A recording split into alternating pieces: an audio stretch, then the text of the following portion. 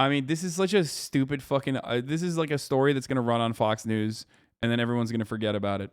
Okay, let's talk about the pro-Israel lobby group that spent millions to sway Democratic primaries. Chris Hayes, respect. Probably the most progressive person in mainstream media that's still allowed to be on mainstream media, alongside like Mehdi Hassan. Obviously, I have disagreements with both Chris Hayes and Mehdi on a multitude of issues, but they are both surprisingly very. They're very good on their coverage that pertains to either Israeli acts of violence, violence perpetrated by the apartheid state, the occupying force, or even some of the actions that the Israeli lobby engages in domestic politics as they try to elect as many reactionary people as possible. So let's see what happened. So we've been covering a lot of... Yo, Ethan copied your car, Lamau. What are you talking about? Did something come out? I don't know what you're talking about.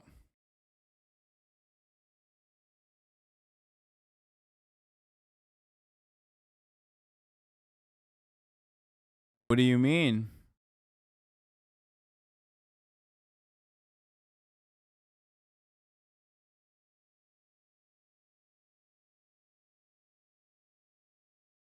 He did. He said it on the pod right now.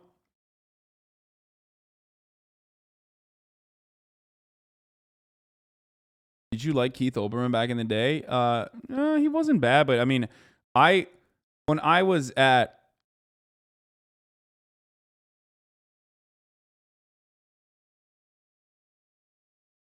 Why are you laughing? I don't know what you're talking about. Is it where's the podcast? Send me a link. Primaries and how they took a fat L. I have to pee real quick while this plays. I'll be back in a second. Elections this week, including the Republican Senate primary in Pennsylvania, where we are still waiting to see if the Trump-endorsed celebrity TV doctor will be declared the winner. There's a wild story coming out of a smaller race in western Pennsylvania around Pittsburgh you probably have not heard about. It's in the 12th congressional district, where one lobbying group dumped millions of dollars to try to take down a Democratic candidate in that primary named Summer Lee. Now, with 99% of the vote in, the state representative Lee is ahead by less than 500 votes. Last night, she all but declared victory, although the race has not yet been called, as we wait for a small number of outstanding votes to be tallied. Now, in October, Lee launched her campaign to fill the seat that was being vacated by a retiring congressman named Mike Doyle. And she did it with the support of the Justice Democrats. That's the group that supported New York Congresswoman Alexandria Ocasio-Cortez's first campaign, among others. And Lee maintained a significant lead in the polling all the way through April, when the pro-choice group Emily's List released a survey showing her ahead by 25 points. But then a torrent of outside money started pouring in. And a huge amount of it came from a political action committee for the American Israel Public Affairs Committee, or AIPAC, called the United Democracy Project. Now, The Intercept reports that in less than a month, the United Democracy Project poured more than $1 million into ads in Pennsylvania's 12th district. The bulk of the messaging attacked Lee, though just over $100,000 meant to materials supporting her main challenger, attorney Steve Irwin. In total, listen to this number, United Democracy Project has spent more than $2.3 million on the race so far. $2.3 million in a random congressional primary in a race where the top two candidates spent under $1.4 million combined. That's insane, dude. That is so fucking psychotic. Now, one of the things that I got to mention that I talked about, who the fuck did I talk? Oh, with Mike from Pennsylvania about with regards to this.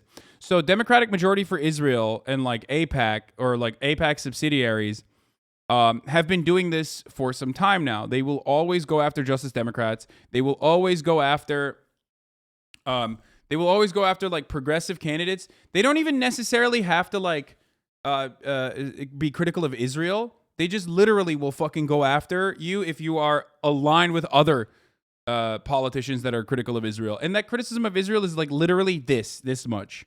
Okay? It's not even a lot of criticism of Israel. Like you could be AOC and they will, I mean, I guess they don't really rip into AOC as much anymore, but AOC has like time and time again actually defended Israel in the way that she has legislated, right? But One of the things that they used to do, was, like in the case of Cory Bush, attack a candidate on the basis of their support, or on the basis of their support for BDS, or specifically around issues on that revolve around Israel. If they're critical of Israel, they would be like, "Oh, this person is critical of Israel. She's an anti-Semite." But what they realize is like that doesn't fucking matter to the average voter, okay? And this is meant in no way like to be disrespectful, but first of all, criticism of Israel is not anti-Semitism. Anti-Zionism is not anti-Semitism. So that's number one. Remember that. That's important for us to address, okay? And two, ultimately, literally remove Israel from the conversation and put another country there, and not a single person would in a million years be like, wow, that's completely unacceptable. Like, can you imagine if like the Saudi lobby was straight up like, running. There was like a Saudi lobby firm that were operating inside of America, straight up being like, these candidates that are anti-Saudi are Islamophobes. They're running Islamophobic attacks against Saudi Arabia. Okay, it's really fucked up. It's really, really unacceptable. Like, would anybody give a shit? Would anyone give a shit about that? Like, would that actually change anyone's attitude? Would that change anyone's like? You think people in fucking like Missouri and shit are gonna turn around and be like, "What do you mean? Oh my god, I cannot believe that this person is extremely critical of Saudi Arabia. That's crazy to me. Wow, I'm really gonna change my mind on this." Okay, so obviously that didn't work. The original attacks where they were like, "Oh, a great way to fucking effectively spend all their money." So they decided to like attack Summer Lee on whatever the fuck was important in that campaign. Like, what were some of the things that they were attacking her on? Like, they were saying that she was a spoiler for the Democratic Party. Like, she was a Democratic socialist, and therefore, like, she likes third-party candidates or whatever, and like she's trying to take over the Democratic Party and yada yada yada. Like, so they're not even attacking her on like Israel positions around Israel anyway. And that's as of last filing at the end of April. And the United Democracy Project, which is a sort of anonymous sounding name, has been dumping enormous amounts of cash in other races, too. The Washington Post reports that in Texas's 28th congressional district, quote, it has spent $1.2 million to help Democratic Congressman Henry Cuellar defeat challenger Jessica Cisneros. Last week, in the final weeks of a special election in Ohio's 11th district, United Democracy, combined with other pro-Israel group, quote, spent another $500,000 on ads against progressive Democratic candidate Nina Turner. Now, to be totally clear, there's nothing illegal about this. In the 12 years since the Supreme Court's decision in a case called Citizens United, outside groups and corporations have been allowed to spend unlimited amounts of money in elections. Of course, the concern of those who oppose that Citizens United decision is that there's just something fundamentally corrupt. By the way, remember when Ilhan Omar got like widespread fucking criticism and even death threats, like a fuckload of death threats, like more than she normally gets, specifically for basically saying things that are a summarization of this entire fucking news article that Chris Hayes is now posting on MSNBC? Just think about that for a second. Remember when people literally were saying like, oh, Ilhan Omar is like such a gigantic anti-Semite for saying like AIPAC has a profound amount of influence over legislation or over Congress. That's crazy. It's wild that the Democrats literally punished her for this. I will never forgive and I will never forget that. It was one of the grossest, most disgusting things that the Democratic Party has done. And they do a lot of disgusting shit. About a single entity spending at this scale and essentially becoming the dominant player in a race. And it doesn't matter who they are. It could be any group from the ethanol lobby to teachers unions. If the candidate is elected, where a group pours in $3 million, $2.5 million in a race, right? It's pretty clear that person who's elected is pretty beholden, right? They're incentivized to orient their public life around the fact that this particular interest group put them in office. And that's precisely the kind of tacit quid pro quo issue that made Citizens United such a terrible ruling and has wreaked so much havoc in our election system. But there's also something else I find insidious about this particular use of big money. I'm surprised they aren't reporting this on this, right? Usually mainstream news channels would avoid anything that seems to cast doubt on Israel-based ideologies and funding. What do you mean? it's one fucking broadcast and one broadcaster. It's not the most popular channel. Every other channel is constantly fucking running propaganda and even making assertions or making claims similar to, anti-Zionism is anti-Semitism, yada, yada, yada. It's just, it doesn't even matter because he's saying this doesn't really change the game in any meaningful capacity. Because you see, the United Democracy Project... It's like me fucking being on Twitch and saying this. You know what I mean? Like, who cares? ...exists to bolster the United States' relationship with the State of Israel. It's the issue they care about is whether the U.S. is staunch and unflinching in its support of Israel. And of course, there's an active debate in Democratic policy circles about how staunchly supportive or critical we should be, depending on the actions of the Israeli government, particularly in Gaza and the occupied West Bank. But here's the thing, crucially, that is not the issue that this PAC is engaging in when it gets involved in these races.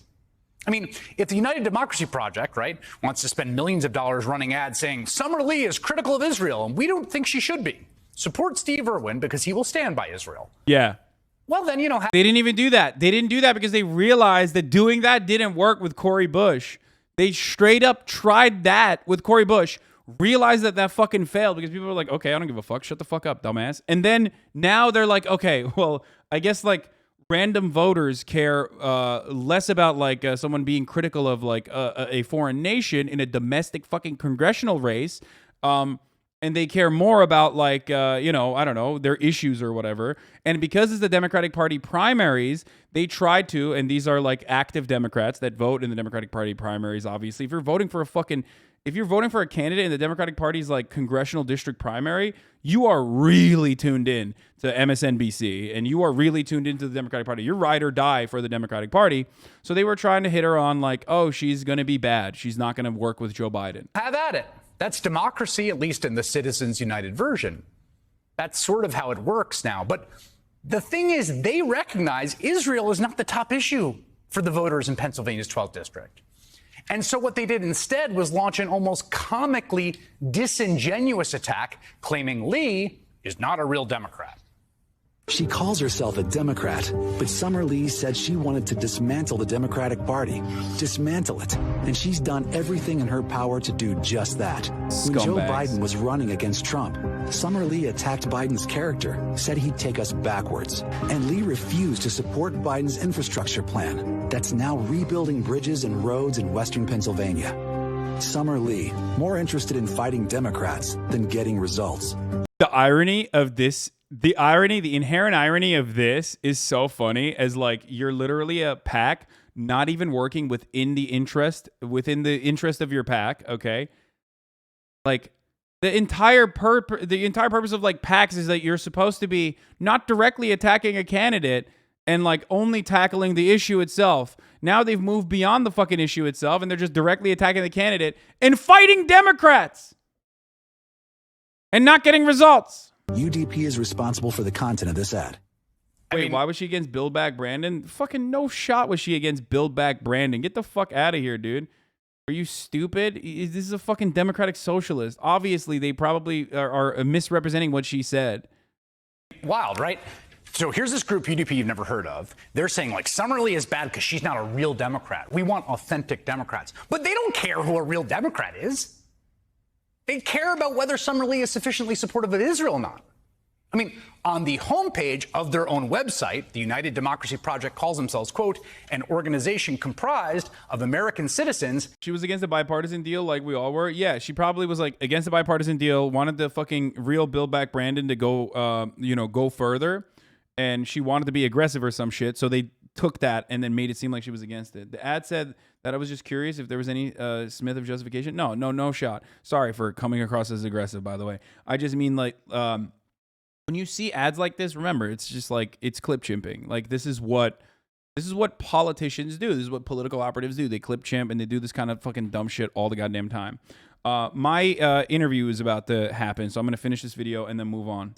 Democrats, Republicans, and independents. I'm going to be talking to the Rolling Stone that America's magazine. Partnership with our democratic ally Israel benefits both countries.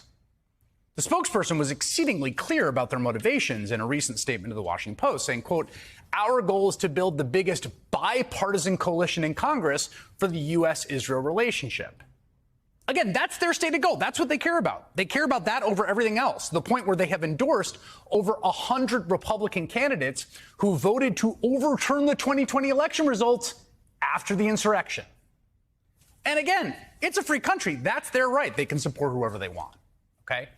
But no one should be taking any lectures from them about who and who is not a real Democrat. We should all be really clear about what this is really about, because it's going to keep happening.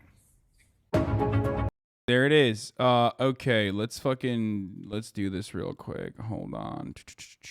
W banner. Hook that up here to hide